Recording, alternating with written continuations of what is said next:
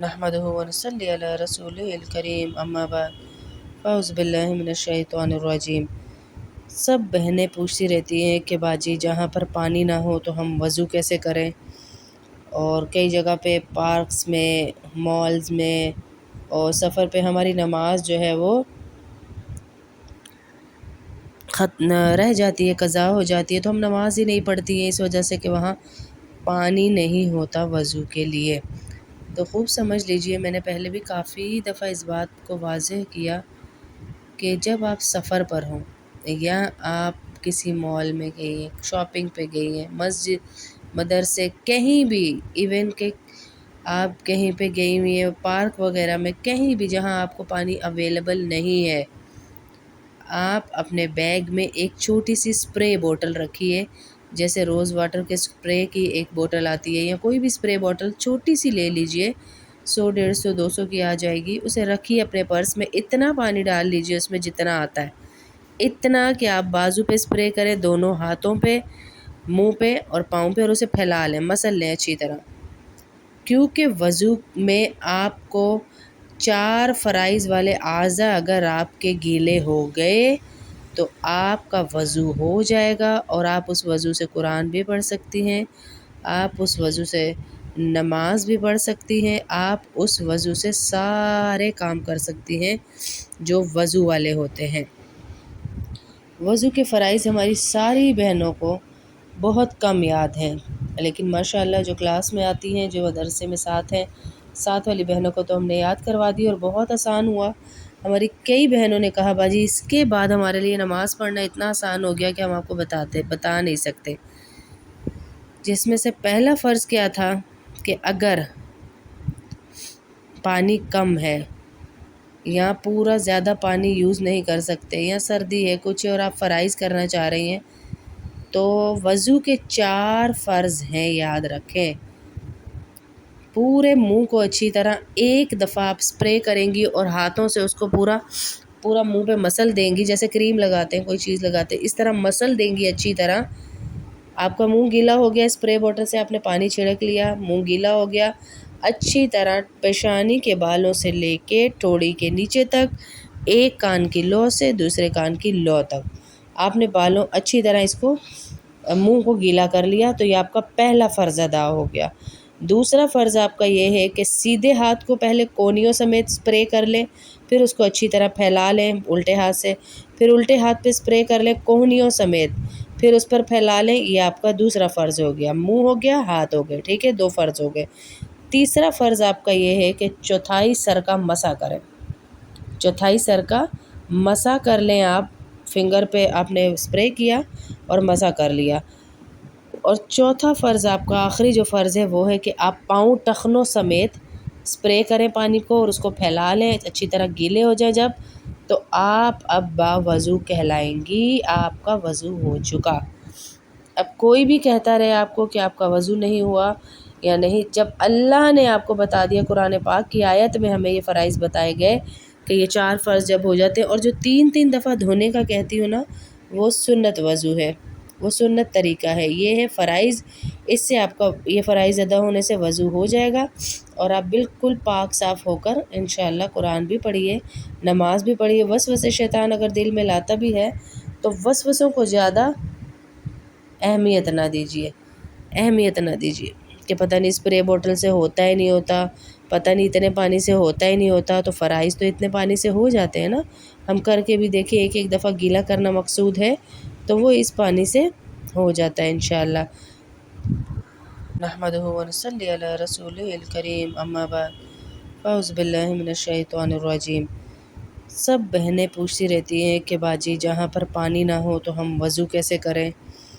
और कई जगह पे पार्क्स में, मॉल्स में और सफ़र पे हमारी नमाज जो है वो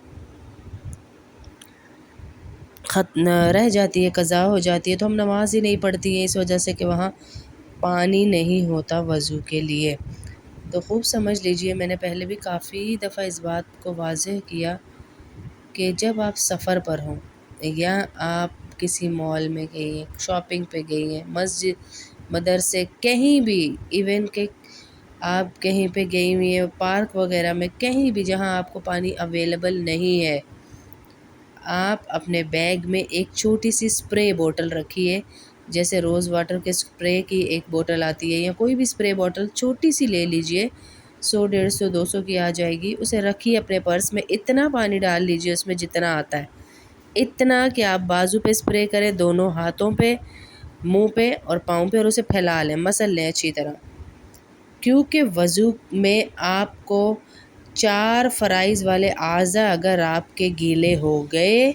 تو آپ کا وضو ہو جائے گا، اور آپ اس وضو سے قرآن بھی پڑھ سکتی ہیں،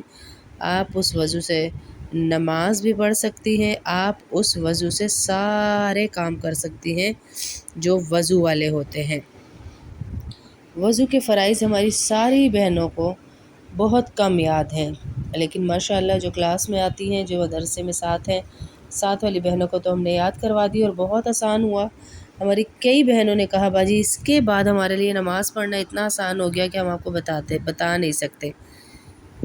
جس میں سے پہلا فرض کیا تھا کہ اگر پانی کم ہے